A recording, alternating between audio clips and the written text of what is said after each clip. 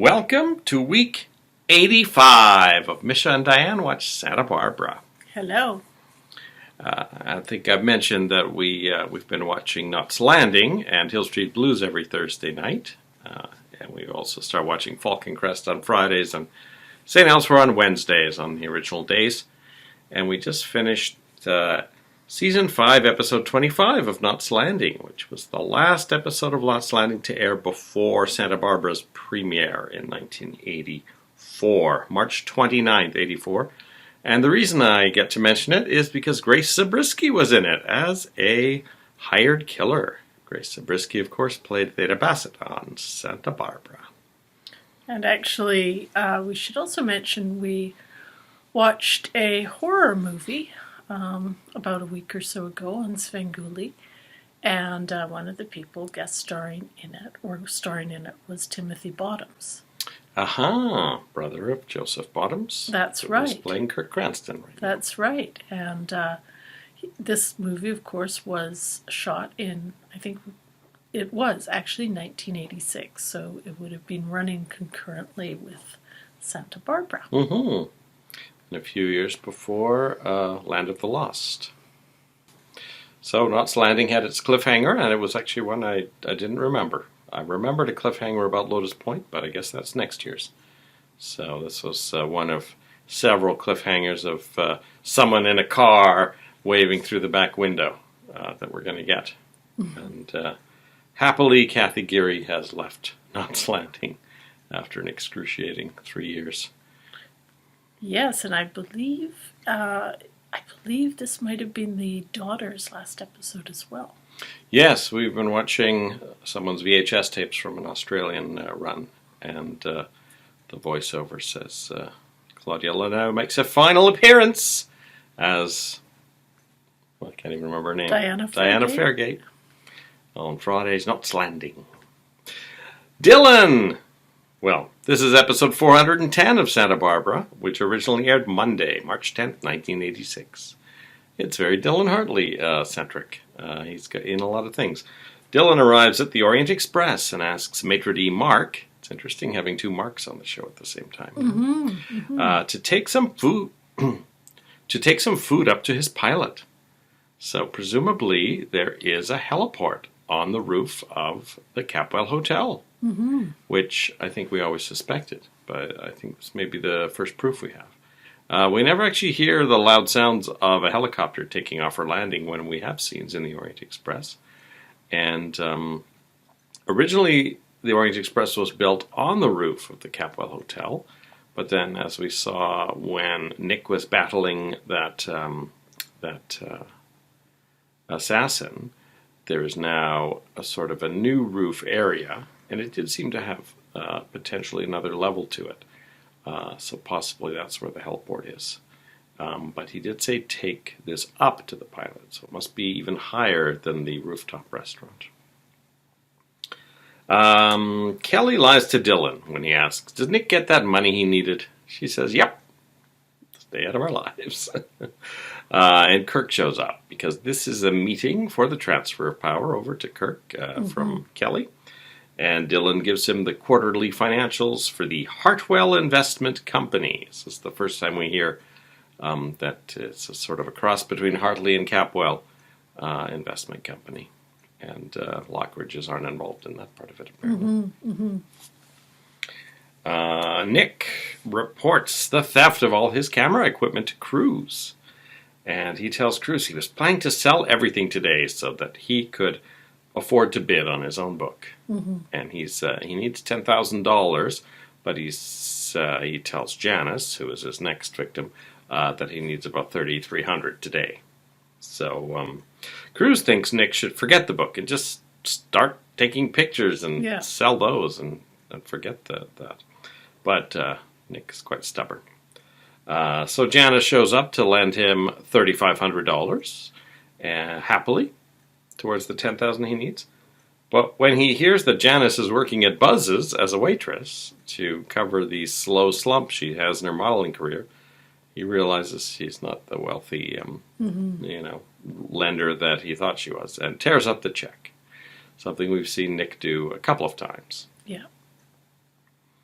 Next thing we know, Dylan is over there. Nick says, "Give me the money you owe me," and he comes up with a calculation of 4 years times something for all the money he fleeced.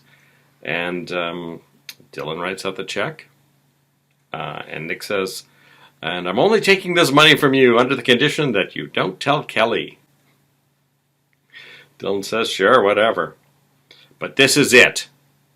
Whatever that means. It's not like Dylan's really got any moral high ground here. No, but I felt like perhaps that might be foreboding of something. I don't know what. Nick says, "You don't have anything else that I want." It's over. And Nick leaves his own apartment, as far as I can recall. And Dylan was kind of left standing there, talking to himself, saying, "You'd like that to be it." So, does that mean he's still going after Kelly? Really, that's all that we can imagine. Yeah, I feel like he is going to try something. Maybe he will find a way to tell Kelly that Nick approached him for the money. Mm-hmm.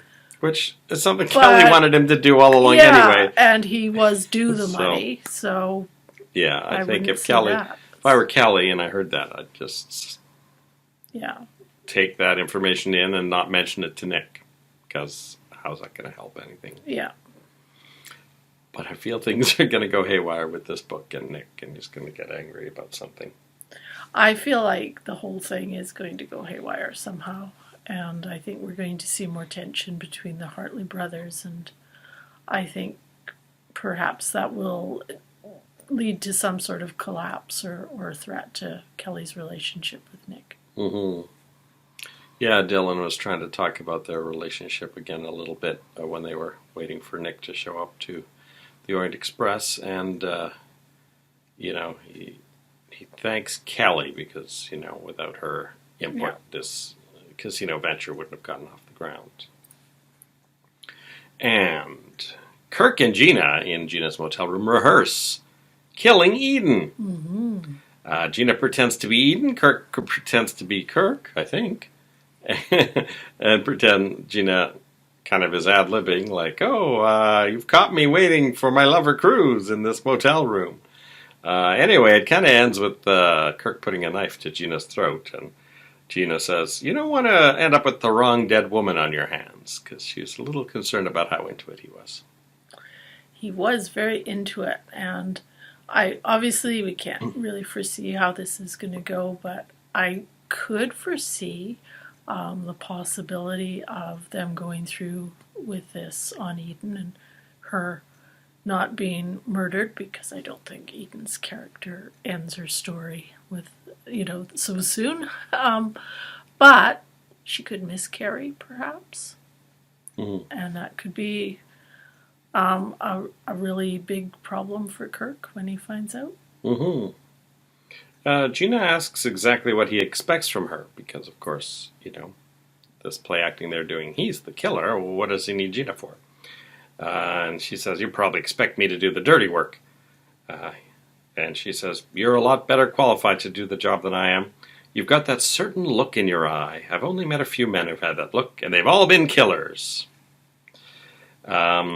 Next thing you know, Kirk and Gina are at the Capwell Boathouse, which is the scene of that I accidentally stumbled across a few weeks ago when I was looking for screenshots. And he has got this plan all worked out already that Gina hasn't been aware of. And he says, we'll throw Eden's body into the water here, and it'll be weeks before they find her. And Gina says, "Well, she's going to bob up if I throw her in." He goes, "Not if you shoot her first." He's really enthused about he has a gun in his hand this whole time, which Gina's a bit, concerned about. So he says, "Shoot Eden and throw her into the water." And then Kirk pulls his gun on her. "And if you give me any more trouble, I'll kill you." So Gina's kind of interestingly in a hard spot here, because now it's not just that she wants Eden dead, but that Kirk's threatening to kill her if she doesn't really go through with this plan properly. I feel like this plan will perhaps lead to some opportunities for Cruz to jump in and save Eden. Well, maybe not if it's during the wedding. That's true. Because everyone else in Santa Barbara is going to be at that wedding. I'm wondering if they're going to try and get Eden out there, before the wedding and kill her while everyone else is distracted. Mm. Speaking of the wedding, everyone in town is at the Orient Express for the rehearsal. Kirk sneaks up on Cruz and says, "Oh, you're looking very tanned." And Cruz says, "Yeah, I know. I was in Hawaii." And then Kirk says that Eden is the one who told him that Cruz was in Hawaii with her, and Cruz says he doubts that very much. "I think you're the guy who was on the other end of the phone when I answered the other day, and you're the one who hung up on me." Kirk's a little annoyed that Cruz has worked all that out. Cruz tells Santana that he got a good job offer in Miami.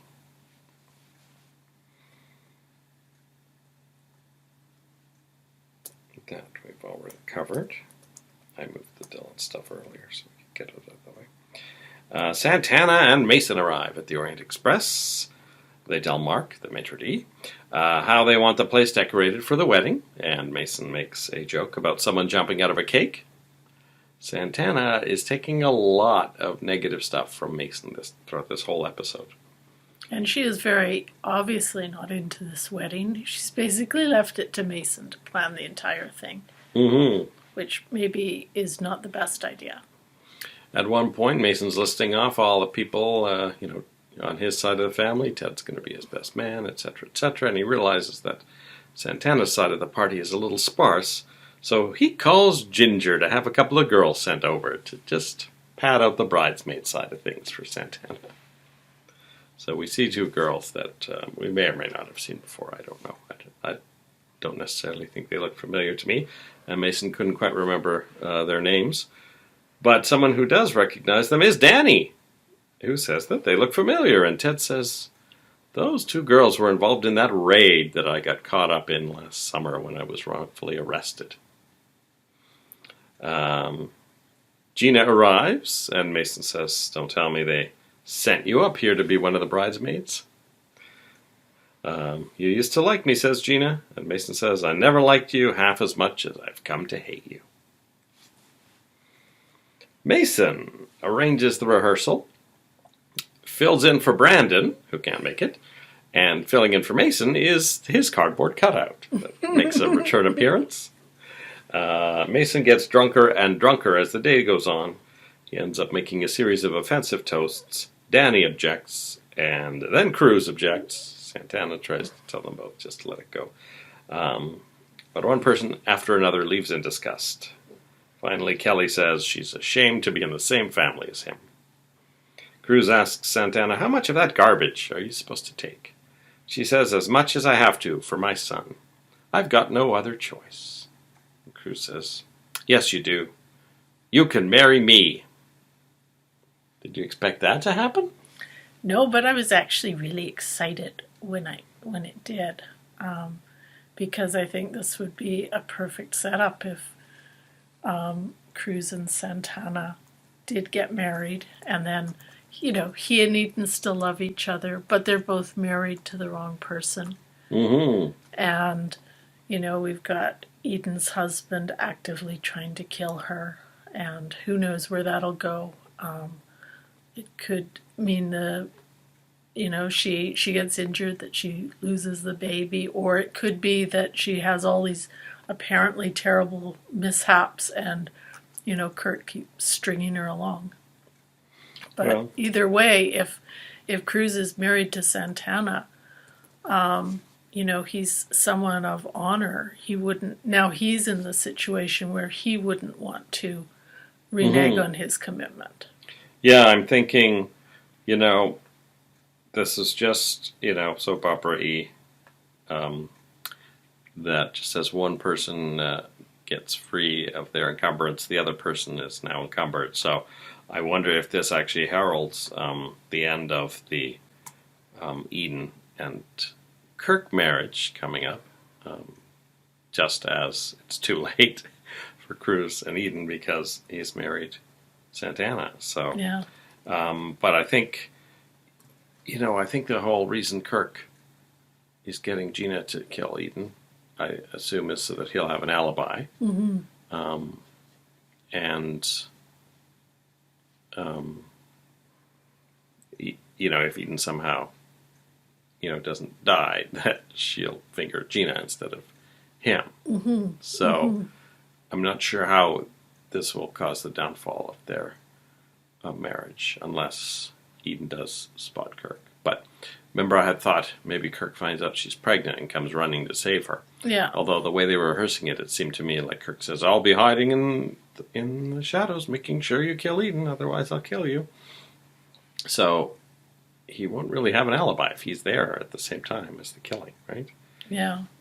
So maybe something, I don't know, maybe there's always, previously when we've seen things planned out on Santa Barbara, at the last minute things are always slightly modified, right? Mm-hmm. So I'm wondering if, in this case, Kirk actually does let Gina go it alone while he's trying to establish an alibi. Finds out that Eden's pregnant and comes racing in, and then Eden realizes, well, how did you know we were here? So, we'll see. Or we could even see the kind of scenario we had the first time that Kirk tried to kill Eden, where he set off, this massive explosion and then suddenly thought better of it and found a way to wiggle out of it. But, he did have that moment where he decided that wasn't such a good idea. So I think especially, as you say, if he finds out Eden is pregnant, he's going to want to try and put an end to it, because he needs, in his mind, he needs a son, and he needs it to be the first Capwell grandchild. So yeah, I feel that definitely that pregnancy is going to be the thing that saves Eden somehow. But how much then Eden figures out, if she even knows Gina was trying to kill her, presumably she'll get a note from Cruz saying, "Come to the boathouse," or something like that, right? And whether it saves her pregnancy or not, too, is another question. Well, that's true, yeah. She may have a miscarriage as a result of this, action. She may end up in the drink, shot, in the arm or something, survive that, but lose the baby. Then again, if she is pregnant and Kirk knows about it, he might be taking even more draconian steps to keep her in check, because he really wouldn't want to leave her out of his sight then, would he? Mm-hmm. So it could go a lot of different ways, but none of them great, actually, for the Eden and Kirk marriage, I would say. So, presumably the wedding will go on, but will Cruz be the groom or Mason? I don't know. I almost felt like at some level Mason was, of course he's completely hammered, but I almost felt at some level he was trying to push Santana into ending the marriage, because we already know he's had second thoughts about it, and he's been goading Cruz about the fact that he's the one who's stepping up to do this when it really should be Cruz. So I'm wondering if it will be one of these things where they go ahead with it and Mason's getting more and more obnoxious, and then, as I say, I really feel that magic moment when someone is supposed to offer an objection will be the potential time when there'll be at least a lot of drama walk in about and where say, Cruz could walk in. "Stop this wedding, marry me instead." Yeah, because I just feel like, certainly Mason and Santana could go ahead, but I think it'll, it's already kind of uncomfortable watching the two of them together and how much they dislike each other. I just sort of feel like that would be like Lionel and Augusta's squabbling, except we know Lionel and Augusta really love each other. So, that's got an endearing quality, whereas this would just be sad. And we know the wedding is Monday, and this episode aired on a Monday, so it's still not Monday in Santa Barbara. Yeah. But tomorrow, it's probably Monday, and we see the Capwell sisters. Courtney and Fiona will be arriving in town. Look forward to that and see how they can play into some of the storylines on Santa Barbara, or what new storylines they might bring to the town. So hopefully we'll see them when we watch episode 411. We'll see you then. Bye-bye. Well, Gina, what brings you here? Don't tell me they sent you down here to be one of the bridesmaids.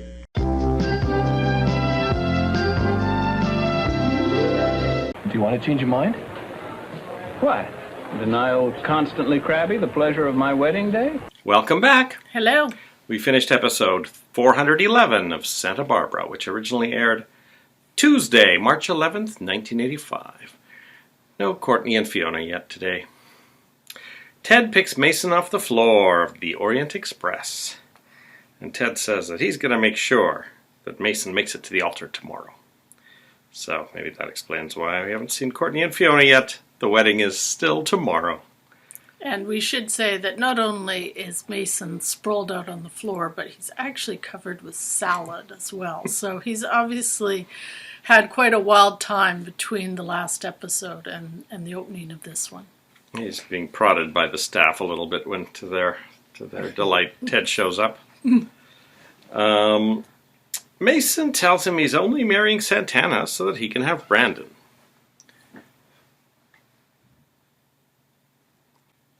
Ted is not too happy about this and asks if he can get out of it. Mm-hmm.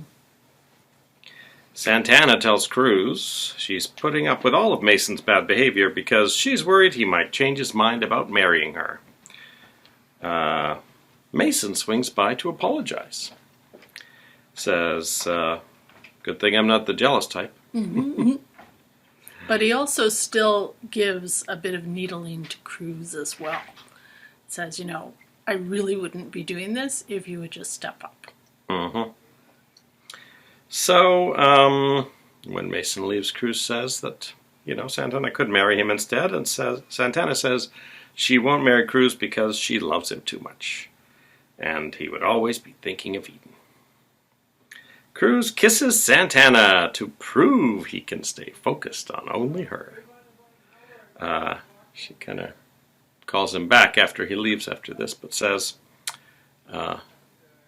basically, I'm still not marrying you. So he tells her that she still has time to think about it. Augusta is still living at the Capwell Hotel. She and Julia were going to move in together, but that still hasn't happened, I guess. Mm-hmm. Lionel's paintings are everywhere, strewn around the room. And the man from Teshman Galleries, whose name is actually mentioned later, but I didn't catch it, examines a painting with a magnifying glass. And Augusta suggests to Julia maybe he can see those little numbers that Lionel used to paint by. Little knowing how right she may have been. Yeah. The gallery man gives her a check for $1 million. This is for this one specific painting, I believe. And Augusta wants to run it by Mason. Augusta guesses right and finds him at the bar in the Orient Express. He says he's not feeling well, so tells Augusta to call him after his honeymoon. And Julia berates him for abandoning his duties as Augusta's lawyer, and this leads to an interesting revelation as Mason has been digging into Julia's past. He says, you're one to talk. Didn't you take a payoff from the syndicate? Pearl, of course, overhears this and later asks Julia about Mason's comment. And she says that she was prosecuting a mobster who threatened her whole family, her parents. This has been a while since we've heard of Augusta's parents, although Cece made a snide remark, I think, recently. So she dropped out from the case, and then another lawyer was assigned, and the guy ended up getting off. And now Julia wants to change the subject and says, "No, I want to know a little something about the real Pearl." So a little more insight into Julia's background. I wonder if this mobster could ever show up in the future. Yes, I'm thinking that this is perhaps the beginning of another storyline. And hopefully something that will use Julia a bit better, because we really haven't seen her have a good storyline for quite some time. Yeah, and it makes sense for it to be legal related. Since are we down to only 2 lawyers on this show after our heights? I think so far we are. Yeah, we had quite a few before. And the gallery man tells Lionel that Augusta is running the offer past her lawyer. So, as we either found out last week or suspected, he is working for Lionel. Lionel has an idea to force Augusta's hand. So Augusta comes home later to find him sitting in the living room, and he says, I picked the lock. She says, I thought you charmed the maid. He says, that would have been too easy. Augusta shows him the gallery man's bid, and Lionel pretends to be shocked, saying, it's half again what I offered, but then asks for a chance to bid against it. So this is quite clever of Lionel, because Augusta says, no, by tomorrow they'll all be gone. So he's kind of tricked her into trying to get rid of them quickly. But Mason arrives, saying he wants to talk to the dealer. The dealer arrives, and Mason snatches away the check. And the gallery man says he needs an answer tonight, which actually makes Mason more suspicious, because he says in the art world nothing ever needs to be done quickly. Mason tears up the check and tells Augusta he wants to do some more checking on the dealer. So, I mean, Elizabeth Peel, another cohort of Lionel's, would have, checked out. So presumably this gallery manager will check out, but maybe Mason will find some ties to Lionel and wonder.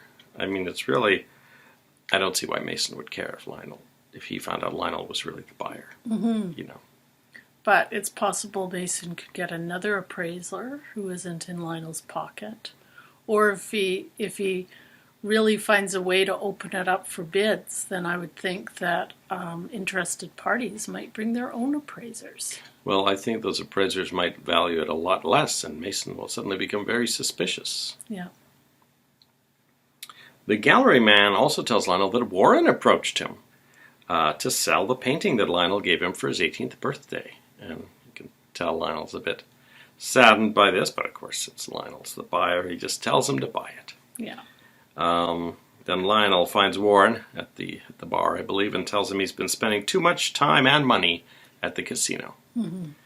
And he asks how the paper's going. And Warren says, great. And then Warren, of course, lashes into Lionel, saying, you blew this family apart. Why don't you worry about Mum and Lakin? She's marrying a ski bum, for God's sake. And you gave up the right to control this family the day you forced Mum out. And we haven't even heard about Brick in this conversation, but I'm sure any introduction of that subject would blow it up even more. We can see why. We can see Warren getting really crabby with everyone. You can see why he might have been a good suspect if that was the kind of personality he had around the time Channing was killed. Kirk disappears to a secret control area and causes an effigy of Eden to plunge down from a rope on the ceiling, frightening Gina. Kirk speaks to her over a microphone. He's turned into a James Bond villain in one short second. Directing her to practice by shooting the dummy of Eden. Gina is hesitant, so Kirk shoots the head of the dummy with a rifle that he has in his secret location. Gina keeps trying to figure out where he is throughout this whole thing. And he says, you just be aware I've got this rifle trained on you, and if you don't do the right things, you'll be getting the bullet. So he makes her rehearse it again, and it ends with Gina kicking the dummy into the water. A bum comes by to rummage through some garbage bins in the boathouse, and Gina has to stop Kirk from shooting him with the rifle. So this is really a brand new Kirk Cranston. I mean, this is the next level of Kirk Cranston now that we've seen. Yes, I'm trying to figure out what exactly was the catalyst for him going completely off the charts. Because he is completely off the charts. And somehow, just in these last few hours, he's managed to rig up a secret control room in the Catwell boathouse for his plan. So either of you, he's been thinking of different plans for a while, and this one, I mean, it's sort of like Marcello's plan popped out of nowhere when all these times we saw him trying to blow up the yacht, and then suddenly he's planting nitroglycerin in the tunnels. So this Kirk thing is similar. He's like, oh, maybe one of us could choke Eden or stab her, and then here's this elaborate scheme I've got set up with rigged up dummies and a microphone system that's been installed. So this is the start of the Kirk that we all know and love, those of us who've watched Santa Barbara over the years. He's just getting started, really. Kirk tells Gina they will kill Eden as soon as she comes back from Hawaii. Kirk sleeps in the chair in Gina's motel room to make sure she doesn't change her mind or make any phone calls. And I was wondering during this scene where Haley was staying now. Maybe they give her a room at the Capwell house? That's what I'm wondering. Maybe a staff. No, that's right. Because remember when Ted was packing up his camping stuff for his night on the beach, she came out in a bathrobe saying, "You woke me up." So she must have some quarters. Rosa doesn't, so maybe some of the other servants live there too. Gina does try to call Brandon at one point, and I don't think he lets her. Gina says she's really anxious about this whole thing and wants to get it over with, and maybe can you phone Eden and ask her to come back sooner? So Kirk does, and he says, "Oh, I really miss you, and you could maybe cut some things short," and she agrees to come back tomorrow. And then he throws in that she should try to at least have a good time in between meetings and try to enjoy Hawaii. And then when he hangs up, he says, she might as well have a little fun before it's all over. So it's interesting. This is not the first time where Eden has had a storyline where Marcy Walker isn't actually on in that episode. This is like the third or fourth time where Eden is doing things off screen and people are calling her. Yeah. And Marcy Walker's not actually there, and it actually progresses her storyline forward in a way that, it's surprising they didn't need the actress, but they didn't. So hopefully when an actress comes back from 2 days off and finds she's no longer in Hawaii and is in a boathouse, she can figure out why that's happening. Well, it actually did cross my mind as I was watching this episode that it is a bit like Maris on Frasier. Where, yes. She has all these incredible plot lines and you never once see the character on screen. So this is a Maris day for Eden, Yeah. and so was yesterday, I think. Yeah, because Cruz had a day where he was in Hawaii and Marcy Walker wasn't in it. And then they had one day with the Cruz and Eden discussion, and then, we've seen a couple of more days where Eden's not actually seen. Mason bangs on the Capwell door late at night, hoping to say goodnight to Brandon. But Ted opens and says, "Cece saw you pulling in, so you're not coming in." Mason finds a ladder, presumably left there by Reuben. Because we know he likes to leave the hose on. He sometimes leaves ladders around too. And it just so happens to go up to Brandon's window. So it'll be an interesting thing to try and map out where the front door is in relation to Brandon's window, actually. And actually, we don't quite know from the hallway standpoint quite where Brandon's room is, although we know it's across from Mason's room. So he climbs up there, looks through the window, planning to, say goodnight to Brandon, but he sees that Brandon is already asleep and doesn't want to wake him. But as he tries to rearrange himself on the shingles on the little bit of roof, he accidentally kicks over the ladder, and he is stuck up there, and he kind of pathetically yells, "Help!" I think he's resigned himself to staying up there because he probably doesn't want Cece to know. So he's hoping maybe he's going to wait till Brandon wakes up and ask Brandon to get Ted to put the ladder back up without Cece finding out. So, an adventurous Tuesday episode. And, we might have a wedding and a murder tomorrow. I feel like the wedding may not happen until Friday. They may draw it out. Well, there's the getting ready for the wedding, right? We'll see Santana. Well, and we've got this timeline between Santana and Cruz, so I think they're going to try and tease that out for a few days, perhaps. Days our time, not days Santa Barbara time. They've got lots of room there to draw that out. There's lots of sort of willy won't he. So, and the if any man can show just cause will be the last thing on Friday night. Yeah, and I can think of a lot of different ways the wedding could go. It could end up somehow with Santana and Mason being married to everyone, including myself. That would probably be a disappointing option in a lot of ways, because then that would be much more stuff for Mason and Mary to extract themselves from to get together, and we'd have a lot of barriers between her and Cruz then, and I feel like we need some barriers between Cruz and Eden that aren't just a homicidal Kirk. So I'm kind of hoping at this point that it is Cruz and Santana, and they just get through the vows, or they're almost ready to say them when Eden somehow bursts in. So a double stop this wedding in the same episode. Yeah, that's kind of what I'm hoping for, but we'll see. That could be fun. Yeah. All right, looking forward to seeing Courtney again, and don't really remember her sister much, so we'll see how exciting Fiona is 35 years later, since she was not that memorable, although she did one memorable thing, which we'll be finding out in a few weeks. So that's it for episode 411, and we are going to watch episode 412, and we'll see you in 10 seconds. Bye. Bye-bye. Your mother and I both are worried about you. Why don't you worry about her, Dad, or Lakin? She's made a ski ball, for God's sake.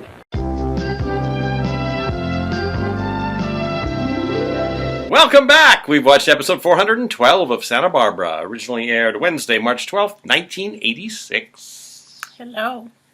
Courtney Capwell and her sister Madeline arrive. What about Fiona?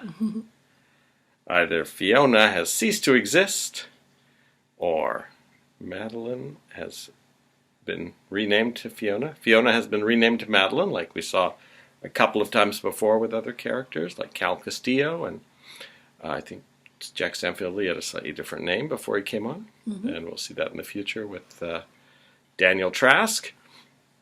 So now the sisters are Courtney and Madeline, but maybe they actually have a sister Fiona, and there was a swap. Someone can do a retcon of that. Courtney is sweet and happy, and Madeline is a lot like Mason. Madeline's husband is in Hong Kong. So that's a little seed for, I think, probably didn't want to introduce all the characters at once, so we may be seeing Madeline's husband at some point in the future, if the Capwell sisters stick around in Santa Barbara. They learn about Mason's wedding, and Courtney says, "The black sheep of the West is finally getting shorn." It's an interesting mixed metaphor. And Madeline says, "I always thought of him as an odd duck." Madeline is quite combative throughout the whole episode, really. But, and we'll talk about it later, there was one beautiful line that Mason made in retort to her, and she didn't quite know how to take it. I don't think she quite took it the right way. I have a few coming up that Mason said to her. It might be one of them. Cece comes down and sees all the luggage and says, "Traveling light, I see. Are you moving in?" Brandon comes running down the stairs during all this to say that Mason is stuck out on the ledge outside his window. When they get him down and have him plopped into a chair, he's quite sick from his night out on the ledge, and Cece goes to get him some brandy, because brandy will get you on your feet and you can go right out the door. Cece mentions that he's not going to the wedding. Madeline asks, "Who would marry Mason?"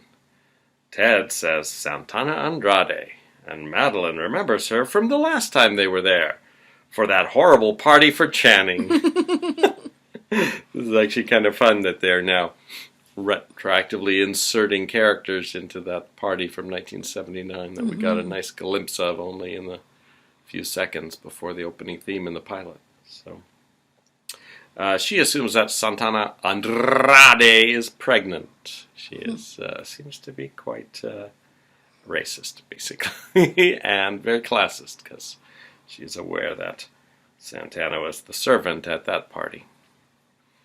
Mason says she's 3 times the woman that Madeline ever was, and "You're on my turf. I can send you and your bags back east. Speaking of bags, a good surgeon can take care of you." Madeline says Santana will slit his throat within a week. Later, while watching the wedding preparations, Madeline says to Courtney, "The flowers are a lot nicer than the people." Courtney says, "Daddy wants us to make friends with the Western Capwells." It's interesting, they've been talking about, our Capwells have been talking about their families, the Eastern Capwells. That's kind of interesting. And I think we did once hear originally Cece's grandfather came from back east, right? Madeline seems to be hiding something when Courtney says this, so that's intriguing. The first thing I think of is, was the Eastern family planning to take over when Cece was in his coma? She wonders out loud what would have happened if Cece hadn't come out of his coma. Madeline then proudly proclaims to notice that the butler is missing, perhaps implying that the Capwells have fallen on hard times. But Cece says that Philip inherited some money and moved back to North Carolina. So we have some closure on the Philip character, which I never expected. So that was kind of great. Reuben's still outside leaving ladders all over the place, but of course we have not seen him in a long time. Madeline badgers Cece a little bit by saying he's recovered very quickly. And Cece says, "I'm feeling stronger and stronger every day. Be sure to report that back to my brother Grant." So now we hear the name Grant Capwell, I think, for the first time, right? Yeah, I hadn't heard it before. We will, of course, be seeing Grant at some point in the future, played by John Considine.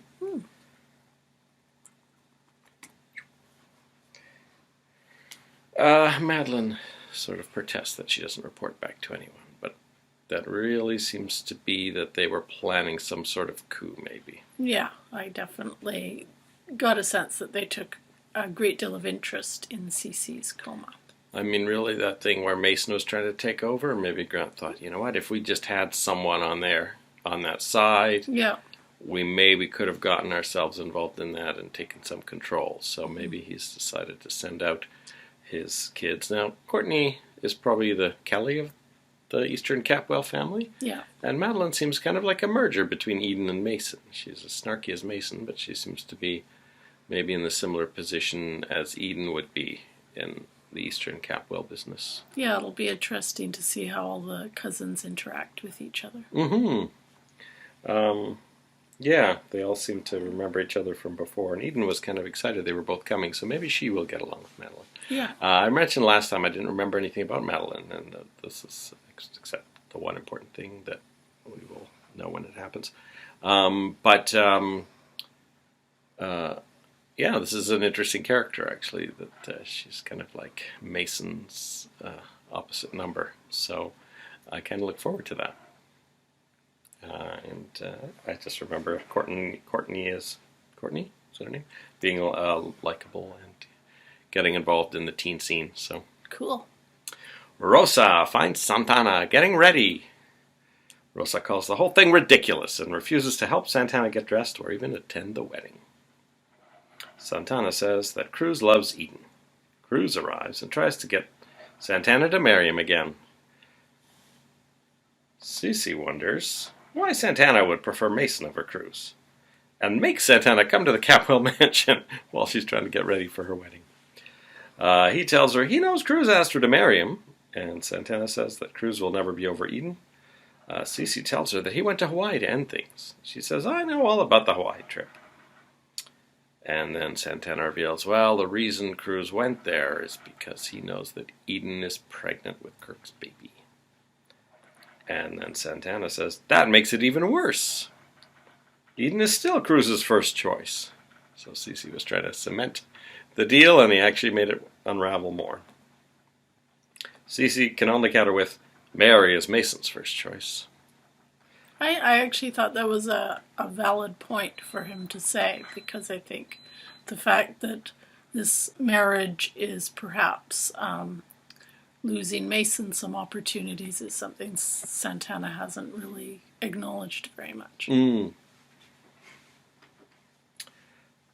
Back home, Santana tells Cruz that he lied to her. He only changed his mind because Eden is having a baby.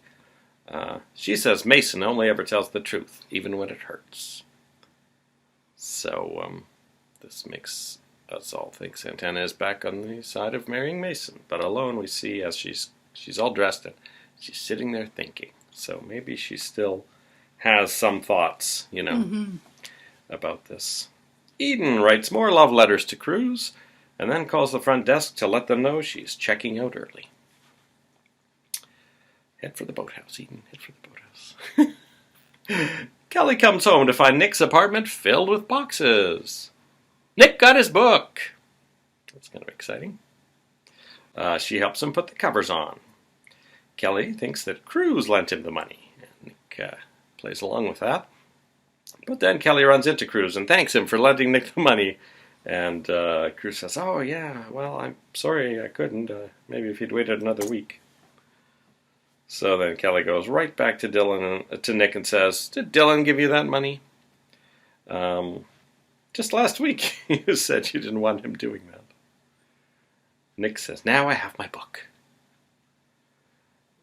Nick tells Kelly he wants to prove something to himself. That's why he didn't tell Kelly that Dylan gave him the money. I don't know. Doesn't quite make sense, but Nick's turning into as loopy as Dylan in this area, I think. I actually have a bad feeling about the fate of those books because it's mentioned several times in this episode that Nick doesn't really want to leave all his books alone. To go to the wedding. Yeah, and I also have a theory, maybe a little cynical on my part, but I have a theory that perhaps Dylan was behind the theft of all of his camera equipment and will be behind the theft of all of his books. Wow, that's something that I hadn't thought of. And I didn't really pick up on Nick being so anxious not to leave the books. Wow, that would be a good twist. That would really put Nick into a hard place. And it would definitely, maybe Dylan knows Nick well enough to know that that might be the thing that pushes him over the edge and Kelly out the door. Who knows? Interesting. That's just a thought I have. Kelly says, "What if the book fails?" She still doesn't want Nick putting all her eggs in that book. All his eggs in that book. And Nick says, "It's not going to fail!" So he's got that Dylan-sized optimism. Then Nick has a great idea. "Let's get married in the ghost town!" I didn't think Kelly was that enthused, actually. No, I wouldn't be. I wouldn't want to go there in the first place, let alone a third time. She can put on those old knickers again. He says, "When we were there, it was the happiest time of our lives." Kelly says, "This is the happiest time of our lives." Kelly convinces Nick to come to the wedding. And then Brick calls. It's an emergency. All of their funds have been frozen. So this is another weird twist now. Could this have something to do with the things Cece was telling Kirk about, saying they didn't have much time for something? Or could this be something Dylan's done, or something to do with the people who've been manipulating the wheel? Maybe was my first thought. Maybe the FBI's cracking down on it, but they are outside the 12-mile limit, so I don't know what the jurisdiction would be. Or is it some other thing that we don't quite comprehend yet? She races off, promising not to interact with Dylan. Do you think Kelly and Dylan will interact in the next episode? I think they will. And, she says, "Oh, don't let them start the wedding without me." And I'm thinking, the casino is way offshore. We've already seen the problems those shuttles can cause. Nick, Dylan, and Kelly on a drifting shuttle. Well, it took like the better part of a night to get Cece and Sophia rescued from the shuttle just a few days ago. So this really isn't, I do kind of feel, and we've talked about it before, that if you are going to have some kind of a venue where people are popping in and out, perhaps an offshore casino is not the most logical one. But anyway, we'll see. At the Orient Express, Ted mentions it's a great day. He mentioned this to Nick, saying, "You can see the casino from here." I don't know if Nick really wants to see the casino from there. Oh, maybe someday they'll be seeing the casino on fire from there. That was what I was thinking. That's too. what the setup Probably is. not for quite that. yet, but No, because we still have to figure out what's going on with this wheel business. And yeah. Warren still needs to lose more money, I suspect. Mason and Ted arrive at the Orient Express. Oh, well, Ted's already there from my previous previous thing. But Mason counsels Ted to make sure he marries someone he loves. Courtney tells Mason he looks good in his tuxedo.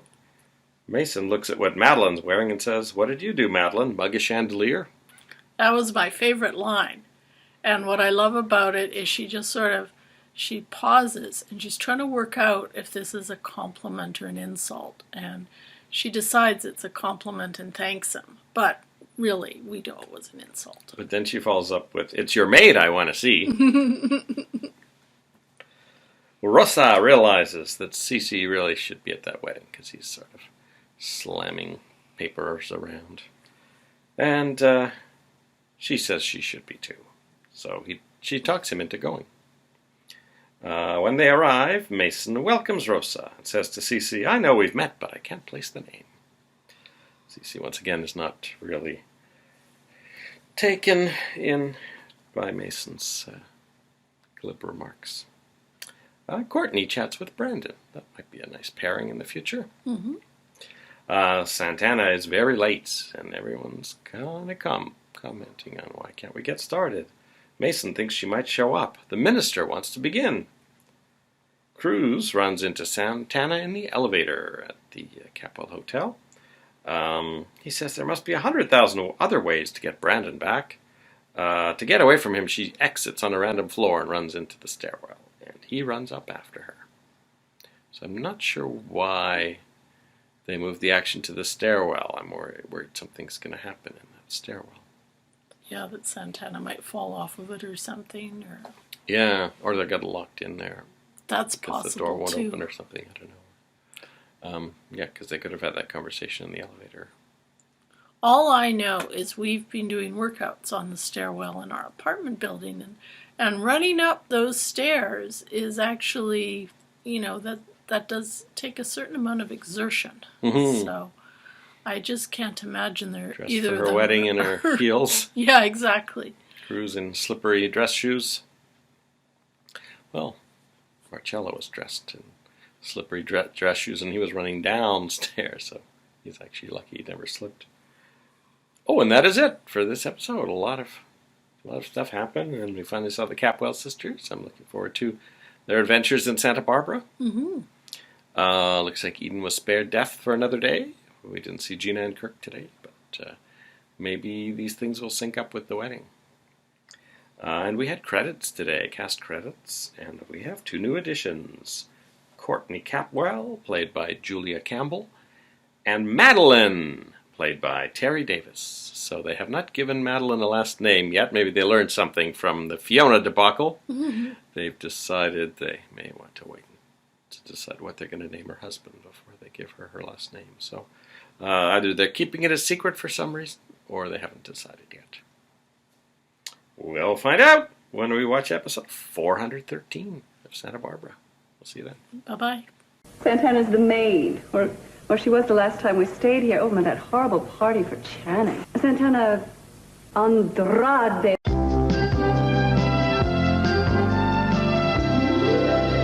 Welcome back. Hello.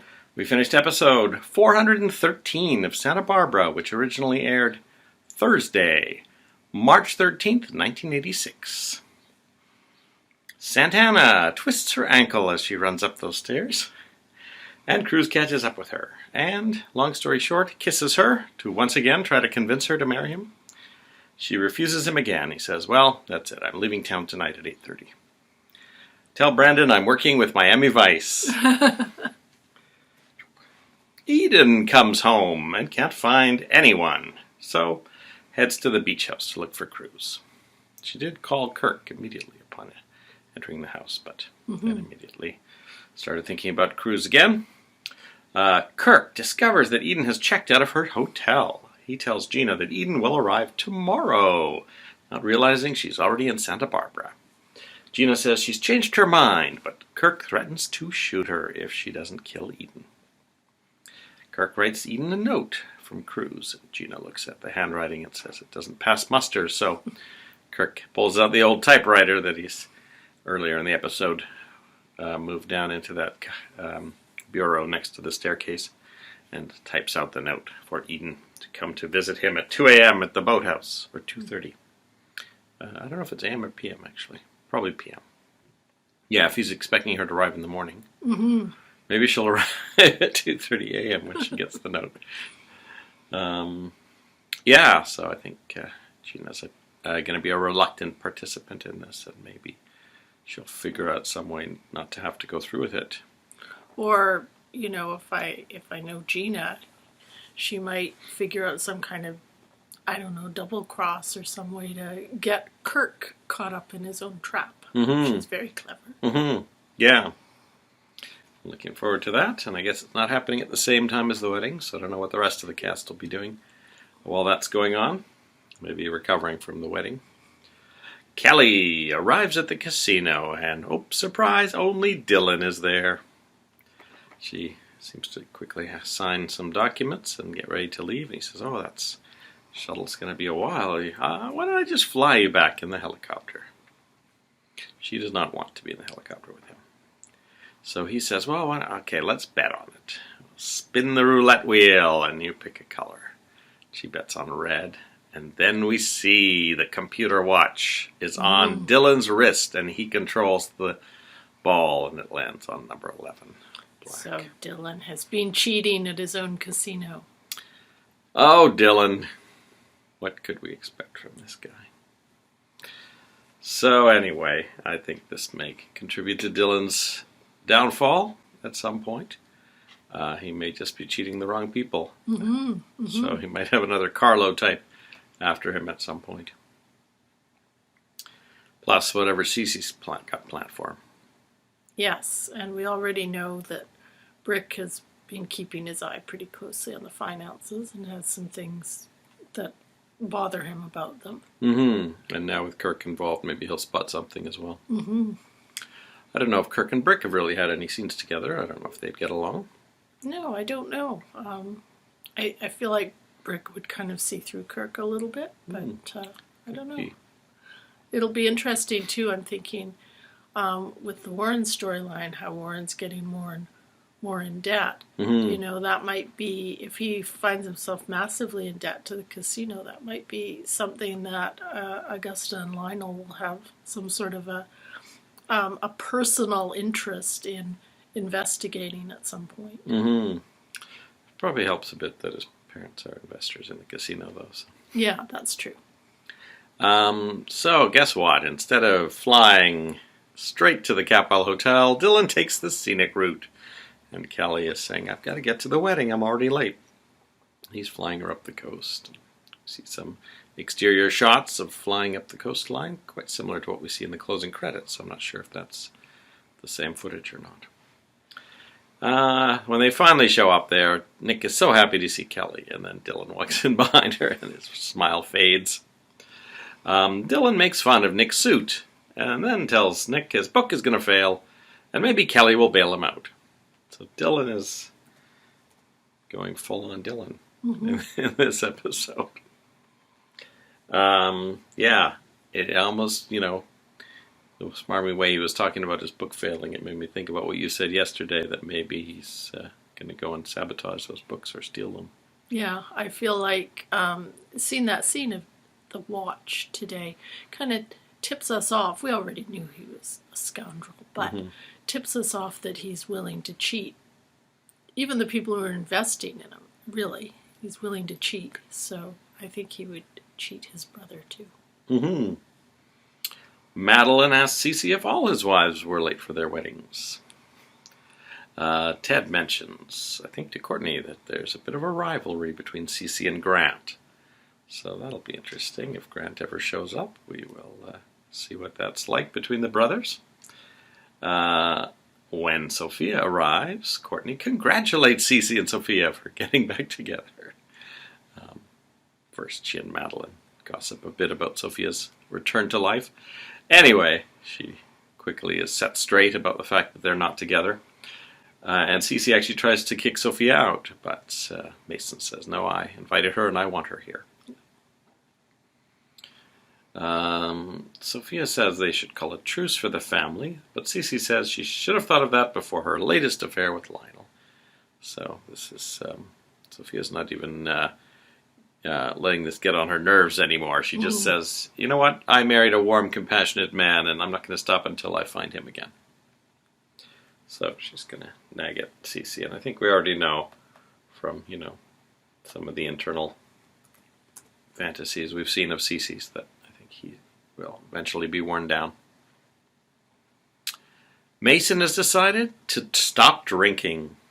He turns down all the champagne that's offered him because he's starting a new life with Santana. Cece tells Mason that he's going to enjoy watching Mason's failed wedding. Sort of, payment for all the times Mason has laughed at the misfortunes of Cece. Mason says, I always thought I got it from when I was back in those prep schools back east, but maybe I inherited it. And Cece says, well, 50% is from your mother. Mason says, too bad she didn't get that from the divorce. Mason finds Santana, and she tells him she's going to marry Cruz instead. So she drives off to find Cruz, and while we see her in the car, she's fantasizing about being Mrs. Castillo. I think, to me, the thing that changed her mind really in this, because we've seen several episodes now of her saying to Cruz, no, I'm not going to marry you, is when Cruz finally says, you know what, I'm leaving. And to me, that was what really seemed to make the difference, was her realizing that he was actually going to be gone from her life completely. And if she wanted to keep him in her life, she was going to have to marry him. Maybe also him leaving town, he's also leaving Eden, right? So, yes, that's right. Mason tells the crowd that he's the one calling off the wedding, but then admits later to Ted and Kelly that it was Santana. So that kind of let her off the hook nicely. And he grabs for a glass of champagne and makes a toast. Mason makes Ted and Kelly promise they'll marry for love. I thought this was a really nice scene between the siblings. Between the siblings, because Kelly says, I just want you to know that no matter how much you drive me crazy, I still love you. Yeah. So that was nice. It was nice. Not since their scene on the stairs all those months ago has Kelly really had a kind word for Mason. So it's good to know that's really still inside. And, Yeah. Ted says, we both love you. Courtney has a great idea to liven up this dying party. Scavenger hunt! And that's exactly the sound of excitement we heard from the guests at the wedding. Isn't it great? Madeline says, they can't wait, Courtney. Will the scavenger hunt pap up a Friday episode? Eden has changed into pajamas at the beach house, and lit all the candles in Cruz's house. And Cruz is, of course, driving home, and he's thinking about Eden, not Santana. Kirk arrives at the beach house first and bangs on the door, shouting for Cruz, and even throws in an Eden just in case. But Eden just hides behind a pillar and waits for him to go away. And Cruz arrives at home, opens the door, and sees all the candles lit.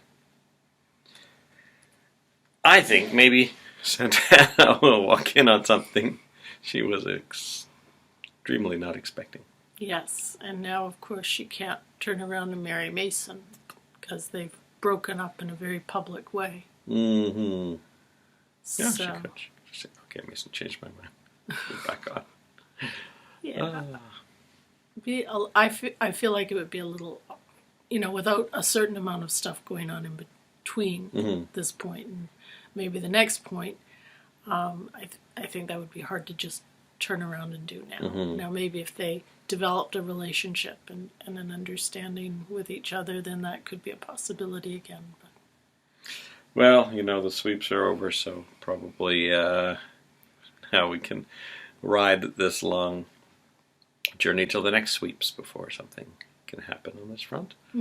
But we will see if Cruz and Eden actually do get back together, or if Cruz grabs his luggage and heads to Miami. Now, I was just a little bit puzzled by the thing with Kirk banging away on the door. Why was he doing that? I don't know. Because last we saw him, he had the note he'd written. Yeah. And it's not clear to me where he was going to hide it or put it so Eden would see. Oh, no. He did. He put it under... He actually put it at the front door of the Capitol House under the potted plant that's right where they always have the mail. Mm. So, yeah, I'm not sure what his plan is for Kirk and why he was so adamantly banging on the door. Yeah. I mean, maybe part of his plan is to make sure Kirk's not anywhere near the boathouse, so was planning to tell him some story about something, to get him out of the way for the day, but wasn't really going about it the right way, I don't think. Plus, Eden's, definitely seemed to be obviously not wanting to talk to him, but just seemed to me to be. I think I would be if I were in Eden's place, because she still doesn't suspect, I think, how deranged he is. That that would be one thing that would perhaps sound off some alarm bells for me. Mm-hmm. Well, we will see. So I was just listening to the A. Martinez interview on the Soap Opera Digest website that he did a few weeks ago, or maybe 2 months ago now, just in advance of Ambulance coming out, I guess. And he mentioned that his contract with Santa Barbara was for 2 years. So we're now in March, and he showed up in episode 11 sometime in early August. So he's still got a few months on his contract before he can move to Miami. So we will see if he leaves town now or if he renews his contract. I don't know. And that is it for this episode. But we'll find out if Madeline's actually been sent by her father, Grant, to wheedle her way into Capwell Enterprises when we watch episode 414. See you then. Bye-bye. I'm going to keep in touch with Brandon. Don't worry about that. Tell him I'm working on Miami Vice.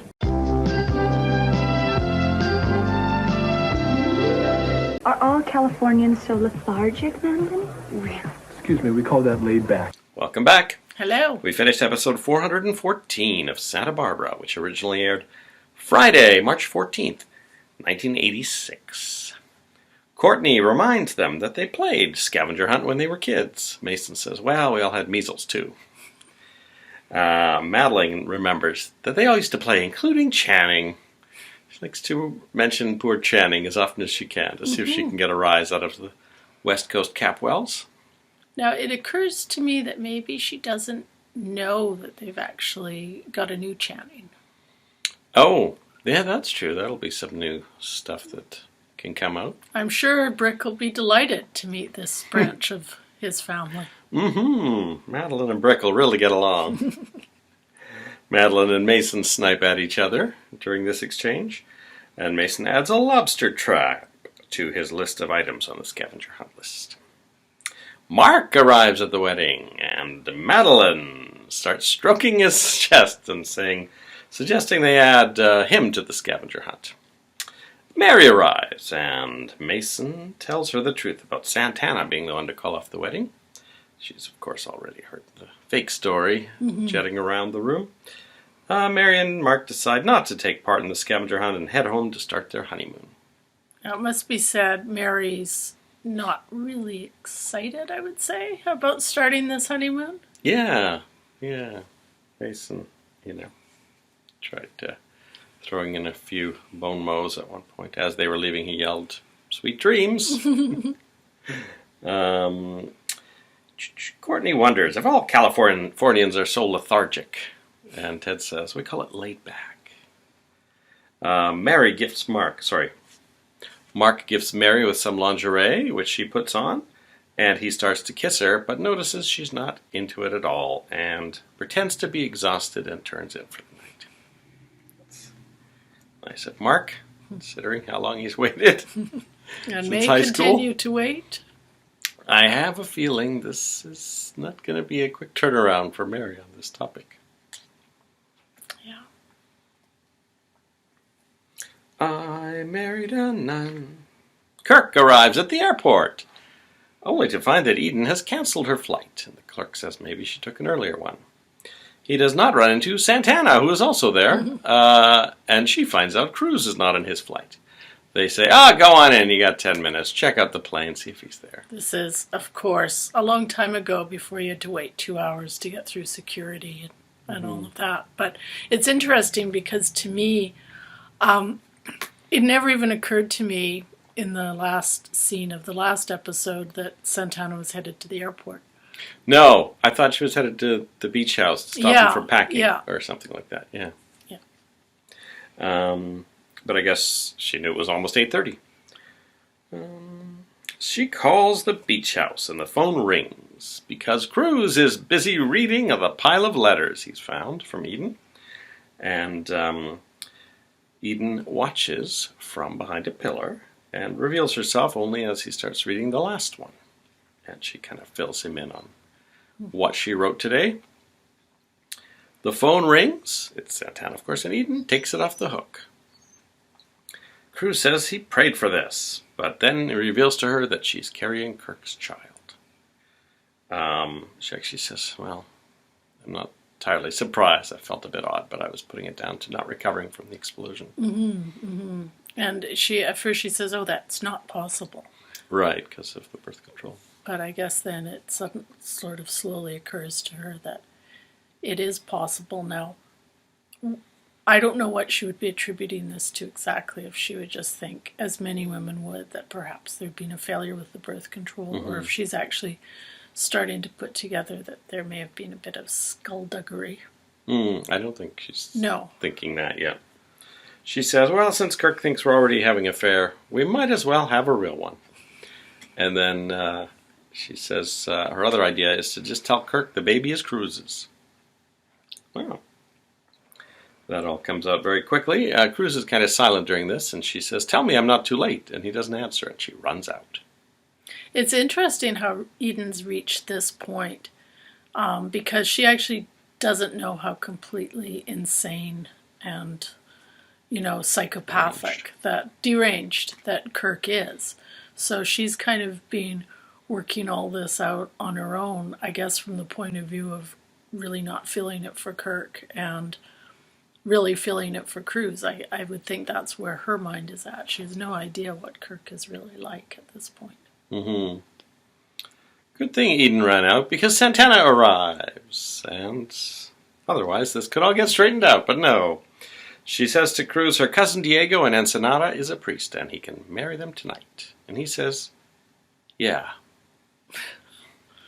So different from the impassioned speech he was giving her probably just an hour earlier. Do you think they're headed down there? It sounded like a yeah, let's go.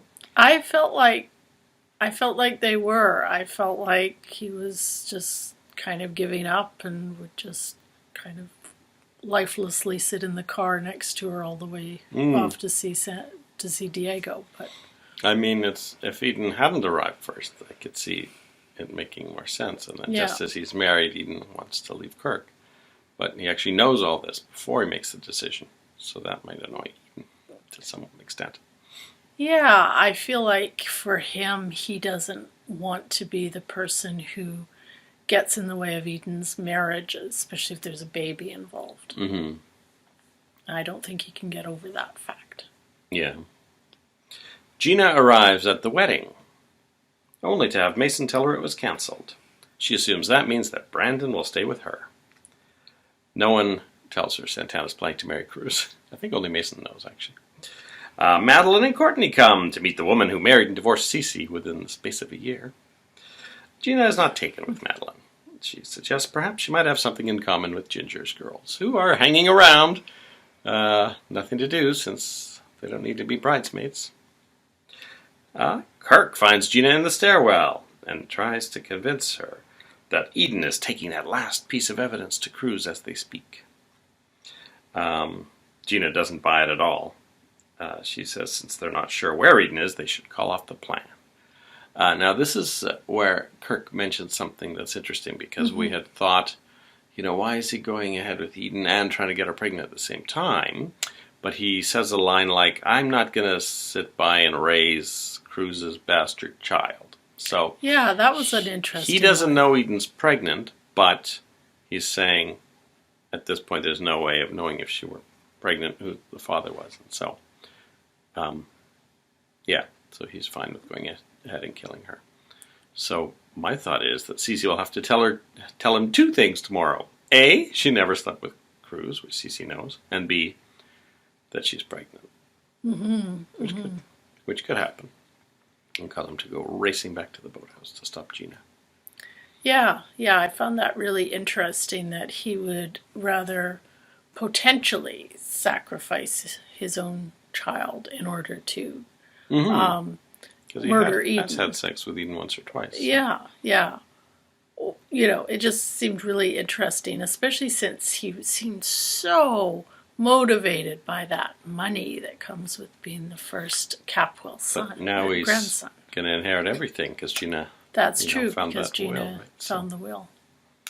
Julia tells Pearl not to spread it around about her past that she overheard Mason mention. Of course, he's fine with that. He says, they don't call me the unshaven Sphinx for nothing.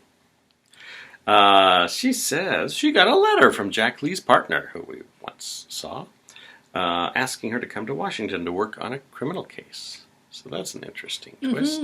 Interesting the letter didn't come from Jack Lee, but maybe it was Jack's idea. So Jack is still not on the canvas, but behind the canvas, just like Ginger. Yeah. And Reuben. Pearl gives her oysters and wine. And the scavenger hunt party arrive looking for lobster traps. Pearl seems immediately taken with both Courtney and Madeline. Courtney says the last item is a refined European butler. So Madeline decides to Pygmalion Pearl and offers him $1,000. Pearl tells Julia he's just doing it to teach Madeline a lesson about classism. They arrive at the Orient Express with Pearl in Ted's tuxedo and putting on an English accent. Mason says they're too late, and anyway, the last item on the list was European butter, not butler. Madeline offers Pearl $20, since, she didn't win the scavenger hunt, but Courtney writes him a check for the full $1,000 that he was promised, and he gives it back to her and says he wasn't planning to take the money anyway. She says, well, then why did you do all this? And he leaves with a twinkle in his eye. So. And I think we should also note that he does get a little bit of revenge on Madeline by dumping all the wine glasses off on her. I totally forgot that, yes. Yeah. So he does manage to make a bit of a fool out of Madeline at the end of the night, too. Yeah, I think when she offers him the 20, he Yeah. has this tray full of champagne-filled glasses and right on dumps top them of on her. Yeah. So Mason will be excited by that. So I think, if anyone, it's Courtney that he's interested of the two. Mm-hmm. And that is it for a Friday episode, which was a wedding that was taking place on a Monday. So that Monday is dragged out this week. So I think the big cliffhanger coming out of this episode really is whether Cruz is going to head off with Santana down to see Diego. Mm-hmm. And of course, the other thing that we saw at the end of this episode was Eden driving away from Cruz's and saying, oh, I'm not going to give him up that easily, and turning the car around. And so it'll be interesting, to see where that ends up. Will she follow Cruz and Santana to Diego's and crash their wedding, or similar to when happen? Cruz crashed Kirk and Eden's wedding? Maybe. Yeah. She'll wonder where the heck he's going and just follow them. And how this plays out with Kirk's little plot, we don't know, because as far as we know, he doesn't know where Eden is at this point. Gina said, the note doesn't make any sense now if she's already in town. Yeah. And he says, I'll make it look like it's just arrived and that he wants to see her again. So, which presumably means he's going to be the one to hand it to her and say, this just arrived. But of course, it's been sitting on the table all night. Rosa's probably spotted it. Haley's probably seen it. So. And Eden's nowhere near home. She's zipping off after Cruz, as far as we know. So. Yeah. She did walk in to the Capwell mansion and shout Kirk and then leave. So. Yeah. She tried. Yeah. All right. That is it for week 85. We will see you in 2 weeks as we present week 86 of Misha and Dianne Watch Santa Barbara. See you then. Bye-bye.